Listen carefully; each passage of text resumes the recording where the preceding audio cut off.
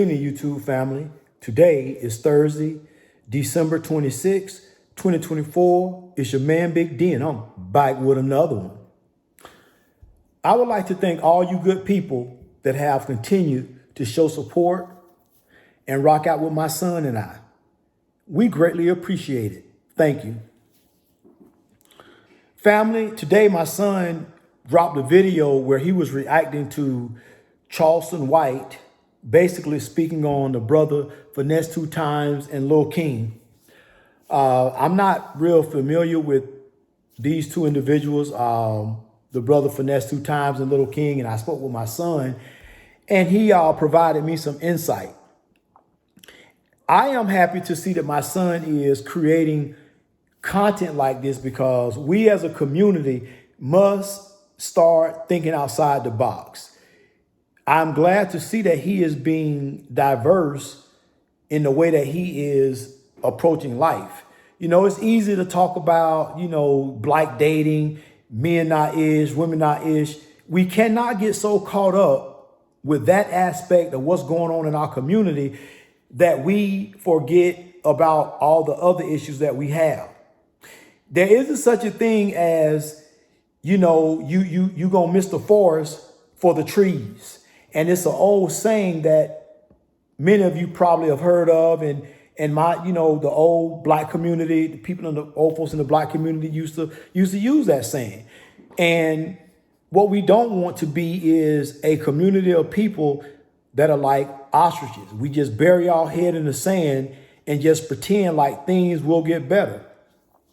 So, Charleston White, he had some good things to say in the video that he made. And I have to agree with him most definitely and certainly in the aspect that if you start a life of crime or criminality when you're young, when you are, perhaps 9, 10, 11, 12 years old, there is the likelihood that as an adult, you are going to continue down this road, especially if you don't have a force motivator that is going to steer you down the right path. So as a child, if you get involved with street antics, like gambling, selling dope, gang banging, if you get involved with stuff like that as a child, there's a likelihood that you are going to continue this lifestyle when you become an adult. We see that black men, one in 15 black men will go to prison, and 1 in 106 white men will go to prison. But the issue is this: black men are arrested at a much higher rate than white men. Black men will serve, it says an estimated of 28.5 black men will serve time in state or federal prison. And when you look at the comparisons to black versus white, well, it says black men are still incarcerated at a much higher rate than white men. So therein lies the problem.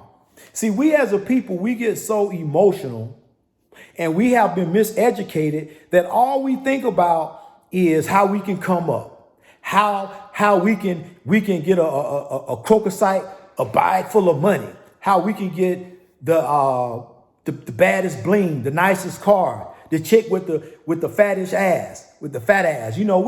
Our mind, we as a people are so caught up in the delusion that what makes you great in this life is if you have a bunch of material things.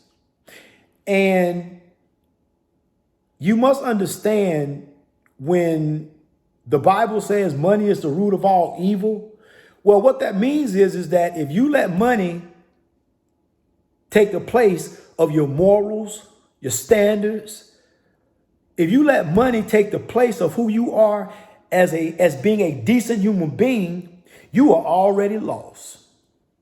Because as I said before, you should make the money. Money should not ever make you.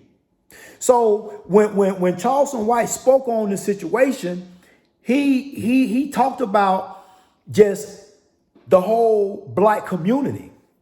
Because when you look at it, it seems that as a black person, if you, as a child, if you're not born into a good situation, meaning that you have both your mom and dad in the house, there's not a struggle to pay bills, there's no domestic violence going in, there's no alcoholism going in there, there's no foolishness going on in the house, then I would say that that child will at least have a fair shake at life. Versus a child growing up in a single parent household that's in full of disarray, or perhaps in a household where you have, your mom and your stepdad, and you got the domestic violence going on. Listen, as a people, we have been miseducated, and it's easy to say, well, you know what? It's all the white man's fault. He brought our ancestors here. That started the beginning of the end. And I would have to agree. I would have to agree with that to a certain degree. But at what point do we as a people take responsibility for our own actions? See, it's easy. It would be easy to say, well, you know what? I'm going to play the victim card, right? I was born in a screwed up situation, and I didn't have both parents there. Life was always difficult growing up. And that could have been my mantra. I could have built a screwed up foundation on feeling sorry for myself. But what I did do is I saw the value in being able to pull myself up by my bootstraps and start making better decisions. Now, this didn't happen overnight. And I'm not going to sit and tell you that when you're young and if you don't have a sense of direction, especially as a man, I'm not going to sit and tell you that you're not going to make a bunch of mistakes. And it's easy for people to come on the internet and say, oh, well, you should have done this or you should have done that. But people grow and mature at different rates. And as long as you recognize and acknowledge that there was a problem, that's the only way you can fix the problem. And as my son said, and as I always say, you can't save everybody. Everybody can't be saved. Even if you have children, some of your children are going to resort and revert back to BS. Maybe they picked it up from the mama's side or what have you. But even down to your own children, some of them, all of them may not be able to be saved. Some of them may be lost.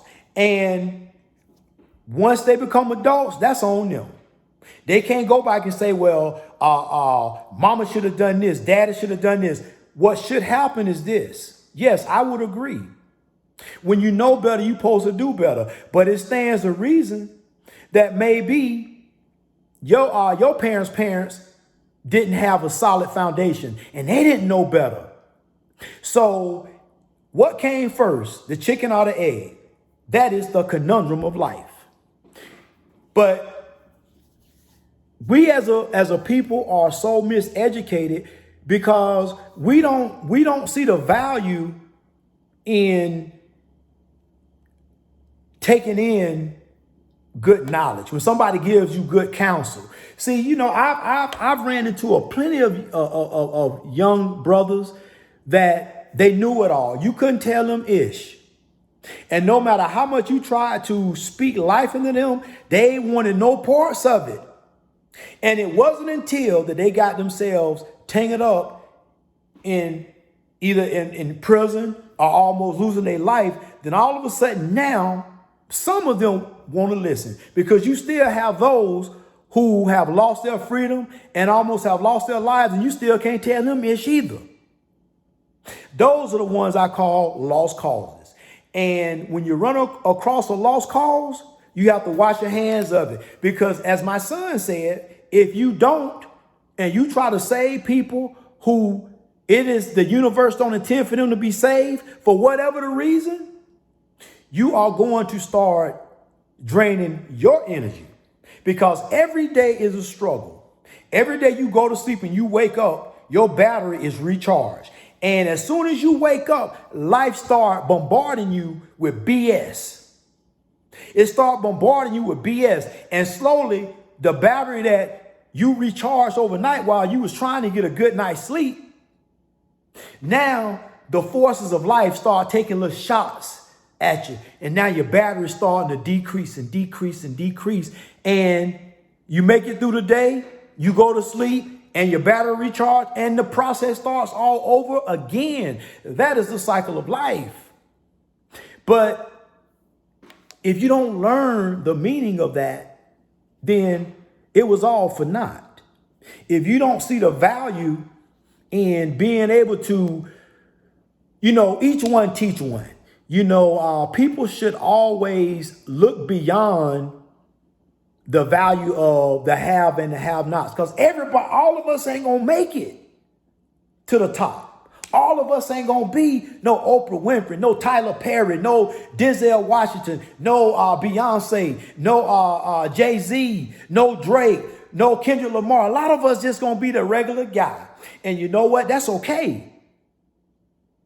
Because I'm of the belief that if I had an endless amounts of money, I definitely would be a philanthropist. I would definitely be a philanthropist. I would give to those who wanted to contribute positive things to society. I wouldn't help everybody. I don't care if I had $1 gazillion. I wouldn't help everybody, because everybody is not intended to be saved. Because some people are going to have to perish. That's just the way that it is. Now, I would like to believe we choose our own fate. We choose our own destiny. Because, yes, I do believe in the Creator. But the Creator gave us something called free will. And with free will, we control the desires and the absolute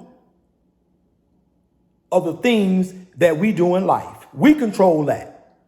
So in closing, family, I like I told my son, we need to start talking about topics and not just so much focus on the triggering stuff like the black dating. We need to start talking about these things that's going on with our government. We need to start talking about these things going on with these unidentified flying objects just all over the cities in America. These orbs, people seeing these strange things that they can't explain. Because only then can you, from an intellectual standpoint, expand your mind. If people want to get caught up in that red pill and the whatever kind of pill stuff and that all that other rhetoric, well, that's fine. You do what you do. But at the end of it, knowledge is power. And only those that are into having their pineal gland stimulated by healthy communication, a healthy exchange of knowledge and communication, man, you're going to be lost. We have to be diversified. We have to diversify who we are as a people. And that begins and ends with the way that we think and the way that we move. And if you can't see the value in understanding that some of us are the worst of us, then you are the ostrich with his head in the sand. Charleston White, some stuff I agree with the guy about probably 80% of the time, because he does drop knowledge and he has the guy's he's been around for a minute. He has a lot of life experience. So I will hope that, somebody who is at least 40 years old has some type of experience that they can provide and give to somebody else. So perhaps other people can avoid the snares and traps of life. So, yeah, like I told my son, I'm gonna start talking about stuff that we can use. Yeah, I listen, I'm still gonna hold the women accountable. I'm gonna hold the men accountable, but I'm also going to start focusing on topics that really, really challenge the intellect. And for those that want to grow, not only intellectually, but spiritually, you will understand what I'm talking about. Well, family, we are approaching 2025, and I hope that you all had a bountiful Christmas and a prosperous New Year. And always remember, be more tomorrow than you were yesterday. Peace.